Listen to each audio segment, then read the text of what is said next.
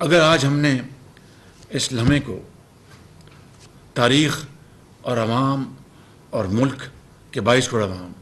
یہ پکار کر یہ مطالبہ ان کا ہے کہ جو بے گناہ ہیں ان کو ہاتھ نہ لگایا جائے، جو گناہ گار ہیں کسی بھی حوالے سے ان کو قرار واقعی کی سزا ملے گی، تو پھر رہتی دنیا تک آئندہ اس طرح کا واقعہ دوبارہ رونما نہیں ہوگا اور پاکستان کی طرف پھر کوئی میلی آنکھ سے نہیں دیکھے گا۔ میں سمجھتا ہوں کہ آج یہ قومی سلامتی نیشنل سیکورٹی کمیٹی کا یہ اجلاس اپنی افواج پاکستان کے ساتھ بھرپور وابستگی کا اظہار کرتا ہے، ان تمام واقعات کی شدید مذمت کرتا ہے